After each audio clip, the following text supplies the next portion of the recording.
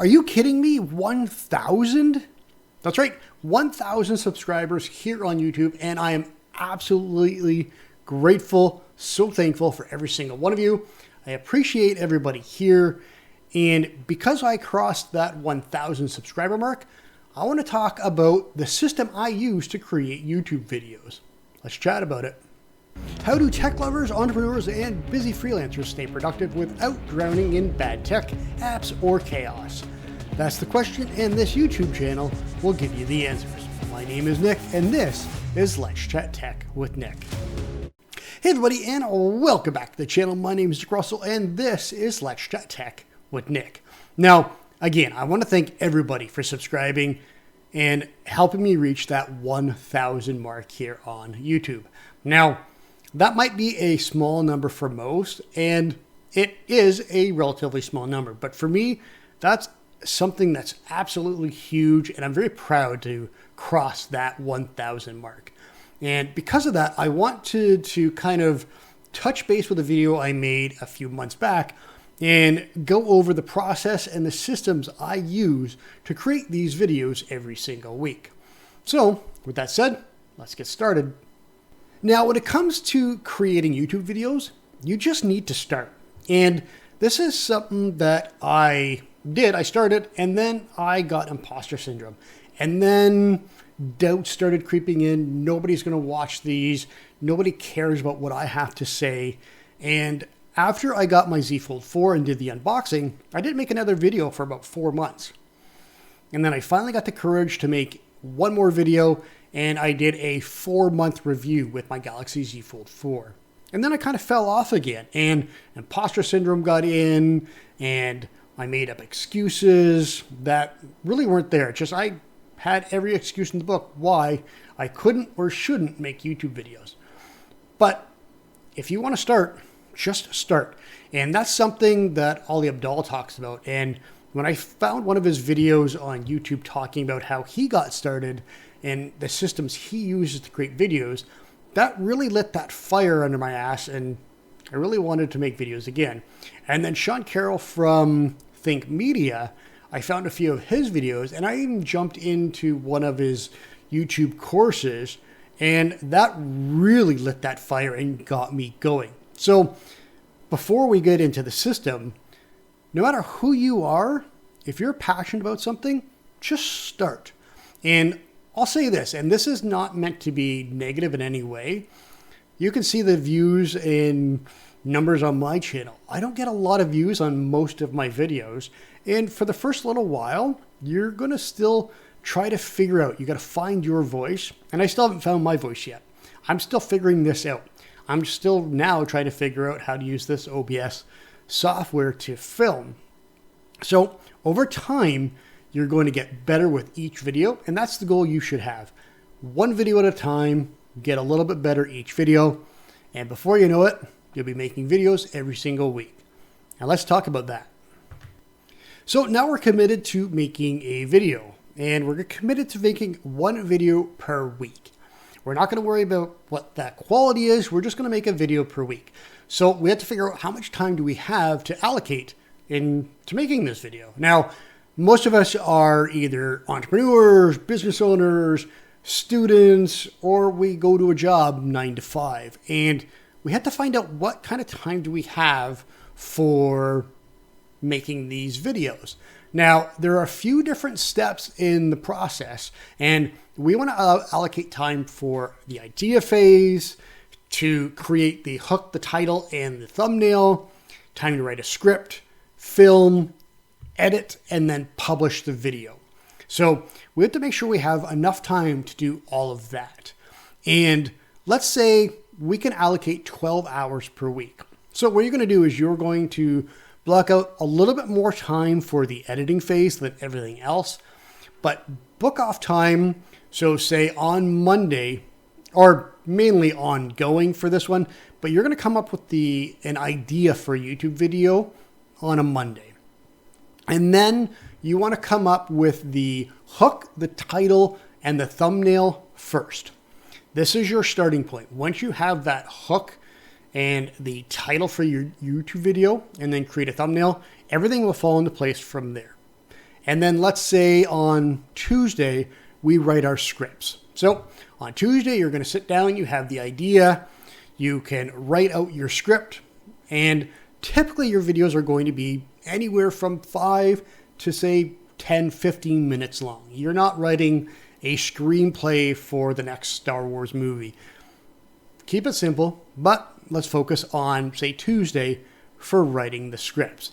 Now, the next stage is we're going to do the filming. So that could just be with your cell phone, or like me, using OBS on my Galaxy Book 4, using my S20 FE, or you could be a little more experienced and have a really nice camera with some super duper lighting.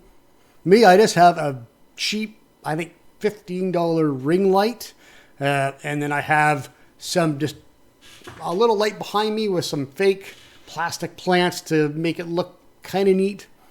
But just start filming. So we'll book that off on, say, Wednesday. And then say on a Thursday is when you're going to actually edit and get everything pieced together. You're going to create some B-roll. Maybe you filmed it earlier in the week, or you're going to create slides in Canva like I do. But you're going to get all that done on Thursday and then schedule it out, or just straight up publish it when you're done. So I really kind of did an overview of everything that we need to do in the kind of time management section there. But let's talk about the idea phase. This is something that for me is always ongoing. And a good rule of thumb is we're human. We come up with ideas nonstop all day long, and it could be literally anywhere. So for me, I use Notion for all of my planning as well as my quick capture using my second brain. Now, for me, I have a widget on my Z Fold 4. I tap it, type an idea down, and then I'll file that into my YouTube planner after.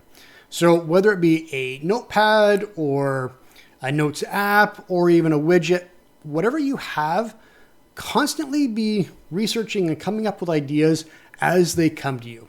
And then once you actually have that written down, then you can start plotting in what kind of video you want to make for that idea, when you're going to publish that video, when you're going to do the work for it. So always have a list of a handful of videos you're going to make. You don't want to do one a week. You want to have, say, 5 to 10 ideas always on the go. So when it comes to the week to plan out a YouTube video, you can just pull one of the ideas and away you go. Now, the next step is coming up with your hook, your headline, and your thumbnail. And you might think that should be something that comes after you're done everything, but more important than anything else is your headline and your thumbnail. That is what's going to really bring people in. As they're scrolling through YouTube, you want to catch their attention right away. So using your idea, research on using YouTube and find out what is working, what's not, and then come up with your own headline. From there, you can come up with your own thumbnail. Now, you could have a really catchy headline. Thanks for 1,000 subscribers. Here's how I did it. And from there, thanks for 1K will be put on the thumbnail, and using a bright background and a good design that you could find on Canva, throw that up. Now that you have that, you can go from there and build out your script. All right, let's talk about writing your script. Now, for me, I use a method that Russell Brunson talks about, and that's hook, story, offer. Now, he talks a little bit about it in .com Secrets, but in his book, Expert Secrets, he really dives deep into that.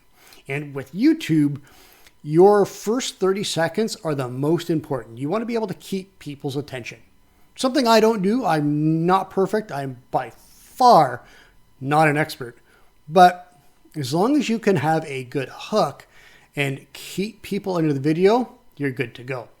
Now, I use the hook, an intro, which kind of acts as, say, a backstory or telling people who you are. And then I really get into the body of the video, whether that be telling a story that you want to tell, whether it be talking about a product, a unboxing video, or it could be even teaching somebody how to make videos on YouTube, even if you're not an expert.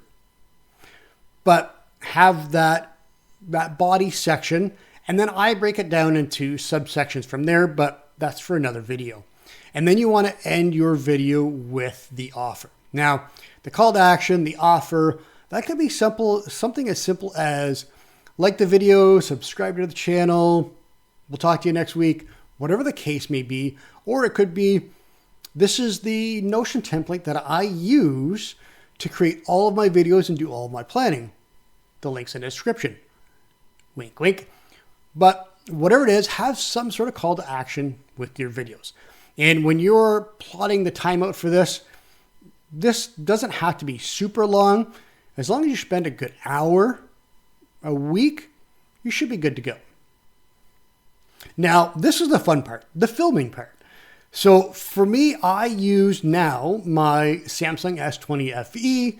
I have OBS on my Galaxy Book 4. I have a very cheap $20 ring light that you can see in my glasses. Again, I'm not perfect. I consider myself just starting out and learning. Eventually I'll have a better setup, but that's what I have for now.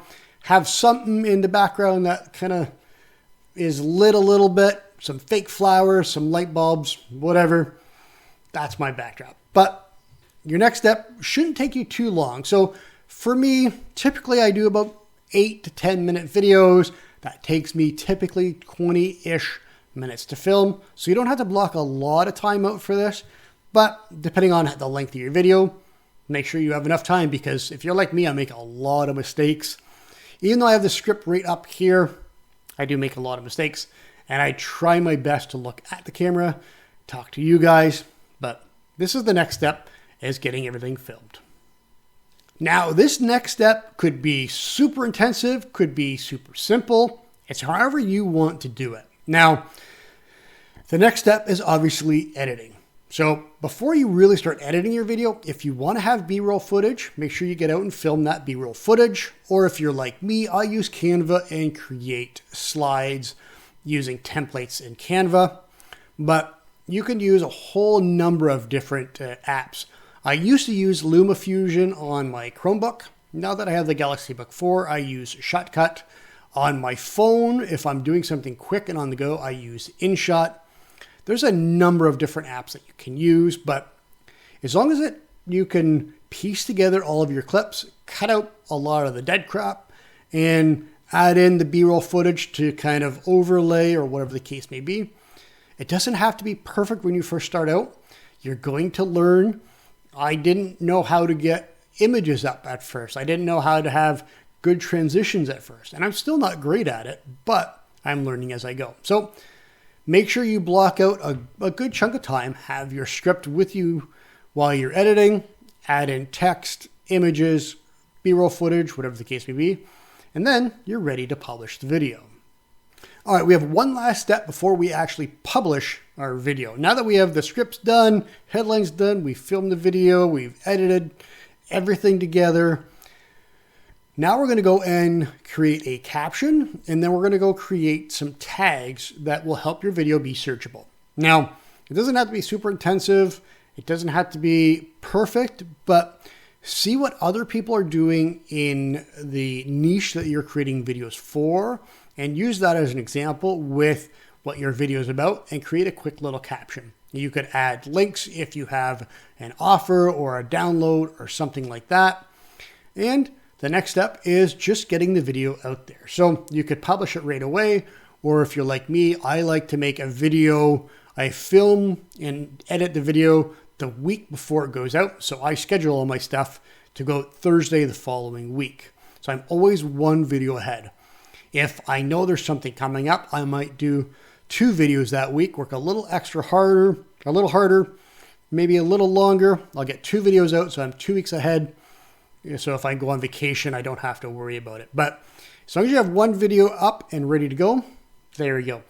The other cool thing is you could actually add in a little end card. So if you do create an outro, for example, you can add that little end card where you can have it easy to subscribe or click on your last video like I do. There's so many options you can play around with as you're publishing your video. Just take a look at YouTube Studio and you'll learn that eventually. So that's all I have for you this week. Again, I really want to thank everybody for subscribing. That's 1,000 subscribers and growing. I'm blown away, and I'm absolutely grateful for every single one of you. And if you haven't subscribed yet, subscribe to the channel, like the video if it's something that you got out, if you got something out of the video. This is how I create videos. And again, I'm not perfect, but I'm still learning every step of the way. And if you want to get the YouTube planning template, as well as my complete content planning template with the YouTube planner included in that, I'll put the link in the description below. And with all of that, I'll see you on the next video.